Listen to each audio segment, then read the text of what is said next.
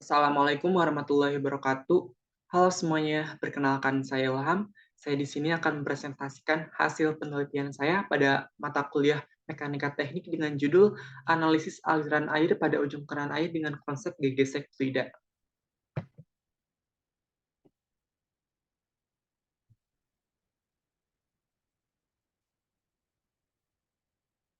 Landasan teorinya adalah GGS. GGS merupakan gaya yang bekerja akibat adanya sentuhan dari dua permukaan benda. Gaya ini bekerja berlawanan arah dengan arah gerak benda. Kemudian gegesek fluida. Gegesek fluida adalah gesekan yang dialami suatu benda saat bergerak di antara lapisan-lapisan fluida. Gesekan terjadi terutama karena viskositas fluida.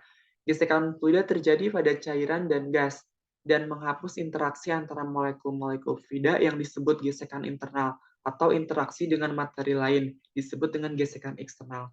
Untuk rumusnya itu sendiri adalah Fs sama dengan K kalian kali V, di mana Fs adalah gaya gesek fluida dengan satuan Newton, K adalah koefisien benda, N adalah koefisien viskositas dengan satuan PAS, kemudian V kecepatan adalah gerak benda dengan satuan M per S.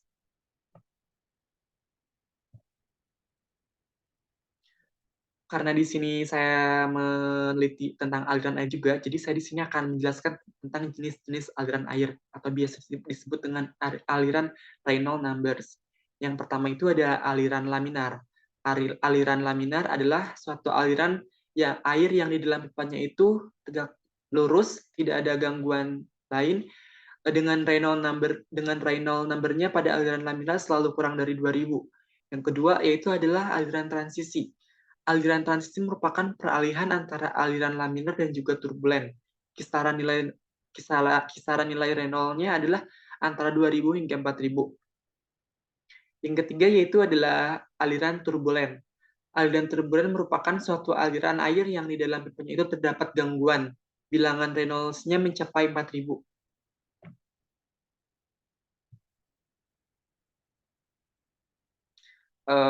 Kemudian di sini juga saya akan menjelaskan tentang Reynolds number tersebut.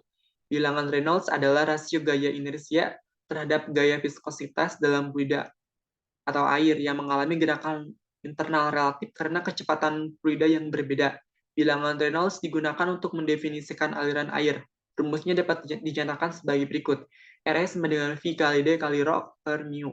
Di mana R adalah Reynolds number, V adalah kecepatan rata-rata fluida yang mengalir dengan satuan M per S, D adalah diameter dalam pipa dengan satuan meter, kemudian rho adalah massa jenis fluida dengan satuan kg per m kubik. Mu adalah viskositas dinamik fluida dengan satuan kg per m kali S.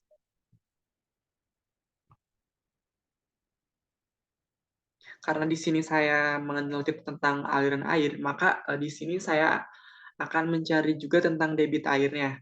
Debit air merupakan banyaknya volume zat cair yang melalui penampang atau pipa dalam tiap satuan waktu.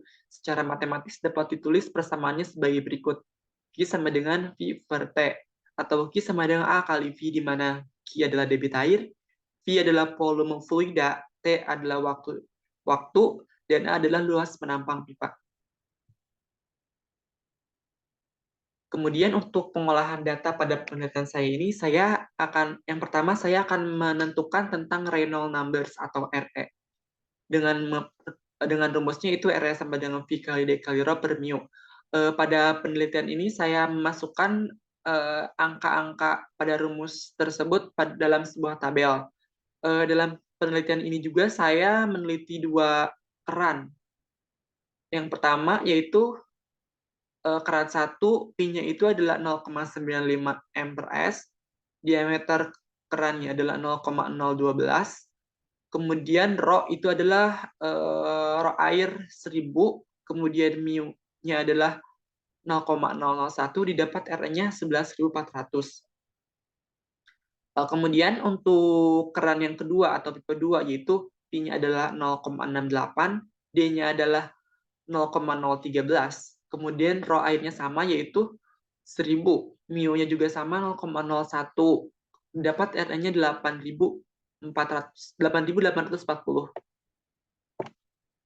Berdasarkan hasil perhitungan RE dari kedua pipa tersebut, ujung keran di atas didapat R-nya yaitu pipa pertama yaitu atau keran pertama 11.400 dan keran kedua atau pipa kedua yaitu 8.840. Dapat disimpulkan RE-nya bernilai lebih dari 4.000. Aliran tersebut yaitu cenderung turbulen. Untuk ilustrasinya seperti ini, aliran di dalam keran tersebut tidak lurus. Ini merupakan terdapat gangguan karena ini merupakan turbulen. Kemudian berdasarkan landasan teori tadi, saya juga menentukan debit air. Debit air itu merupakan banyaknya volume jet cair melalui penampang pipa dalam tiap satuan waktu. Untuk menghitung debit air, kita harus mengetahui terlebih dahulu luas penampang pipa dan juga kecepatan aliran airnya. Yang pertama, kita akan mencari luas penampang pipa. Diketahui V-nya itu sama dengan 3,14. Kemudian D1. D1 ini adalah diameter pipa pertama atau keran pertama yaitu 0,012 cm. Kemudian untuk D2-nya itu pipa yang kedua atau keran yang kedua yaitu 0,013 cm. Kita masukkan ke dalam rumus tersebut A sama dengan V kali D per 2. Pipa 1 A sama dengan 3,14 kali 0,012 cm dibagi 2 sama dengan 0,018. Kemudian untuk pipa 2 A sama dengan 3,14 kali 0,013 cm dibagi 2 sama dengan 0,020. Didapat luas penampang pipa 1 adalah 0,018, luas penampang pipa 2 adalah 0,020. Kemudian kita akan menentukan debit airnya. Diketahui A1 merupakan luas penampang pipa 1 yaitu 0,018. A2 itu luas penampang pipa 2 sebesar 0,020. Kemudian untuk kecepatan keran 1 atau pipa 1 adalah 0,95, untuk kecepatan keran 2 atau pipa 2 adalah 0,68. Kita masukkan ke dalam rumus Q sama dengan A kali V. Pipa 1, Q sama dengan 0,018 kali 0,95 sama dengan 0,17. Pipa 2, Q sama dengan 0,020 kali 0,68 sama dengan 0,013. Didapat debit air keran pertama yaitu 0,17, keran kedua yaitu 0,013. Kemudian saya akan menjelaskan akan mengolah data tentang gaya gesek fluidanya. Terdapat 2 keran percobaan yang saya lakukan dalam menit ini. Keran yang pertama diketahui K 8,0 kali 10 pangkat min 7. Ini merupakan koefisien benda pada keran air yang terbuat dari bahan dasar plastik, atau biasanya keran plastik tersebut terbuat dari bahan PVC atau polyvinyl klorida. N-nya itu 0,001 VAS, V-nya adalah 0,17. Kita masukkan ke dalam rumus Fs sama dengan K kali N kali V. Fs sama dengan 8,0 kali 10 pangkat min 7 kali 0,001 PAS kali 0,17. Didapat Fs-nya 1,36 kali 10 pangkat 11 Newton. Untuk keran yang kedua diketahui K-nya sama, yaitu 8,0 kali 10 pangkat minus 7, N-nya 0,001 juga sama, V-nya adalah 0,013. Fs-nya sama dengan 8 kali 0 kali 10 pangkat min 7 kali 0,001 PS kali 0,013. Didapat Fs yaitu 1,04 kali 10 pangkat min 12 Newton. Kemudian kita masuk ke pembahasan pada penelitian saya. Berdasarkan hasil perhitungan RE dari kedua pipa atau ujung keran di atas, didapat RE-nya adalah 11.400 dan 8.840. Dapat disimpulkan RE-nya bernilai besar lebih dari 4.000 aliran cenderung turbulen. Dalam penelitian ini juga dilakukan analisis aliran terhadap 2 keran yang akan dianalisis, yaitu keran 1 dan keran 2. Untuk keran 1, debit airnya adalah Q sama dengan 0,18 kali 0,95 sama dengan 0,017 meter kubik per sekon. Kemudian untuk keran 2 didapat yaitu 0,013 meter kubik per sekon. Untuk perhitungannya sama seperti keran yang pertama. Selanjutnya untuk menentukan gaya gesek fluidanya, rumus Fs sama dengan K kali N kali V. Di mana Fs adalah gaya gesek fluida, nilai K merupakan koefisien benda pada jenis material keran plastik. Untuk keran air berbahan dasar plastik yang umumnya terbuat dari polimer termoplastik, dan jenis polimer yang paling umum digunakan dalam pembuatan keran air adalah polyvinyl klorida atau PVC. dengan nilai koefisien termal sebesar 8,0 kali 10 pangkat minus 7 PS, dan N-nya adalah viskositas cairan, dan V adalah laju aliran cairan. Kemudian untuk gesek fluida pada keran 1 didapat 1,36 kali 10 pangkat 11 Newton, dan keran 2 didapat 1,04 kali 10 pangkat minus 12 Newton. Kemudian kesimpulannya adalah dalam penelitian ini dilakukan analisis aliran air pada ujung keran air dengan konsep gesek fluida.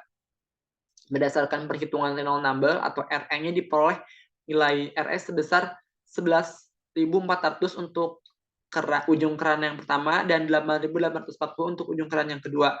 Hal ini menunjukkan kedua aliran tersebut cenderung turbulen. Pada penelitian ini juga, analisis gesekan fluida memberikan pemahaman tentang pengaruh kecepatan aliran terhadap gaya gesek yang terjadi. Namun, penelitian ini memiliki beberapa batasan seperti penggunaan koefisien benda yang diasumsikan seragam untuk kedua keran. Mungkin terdapat kesalahan juga dalam perhitungan. Selain itu, penelitian ini juga hanya fokus pada dua keran tertentu dan perlu dilakukan penelitian lanjutan dengan sampel yang lebih representatif untuk memvalidasi hasil yang diperoleh. Itulah yang dapat saya sampaikan. Mohon maaf atas segala kekurangannya karena saya juga masih dalam tahap belajar. Boleh masukkan kepada saya di kolom komentar apabila terdapat kesalahan pada penelitian ini. Terima kasih. Wassalamualaikum warahmatullahi wabarakatuh.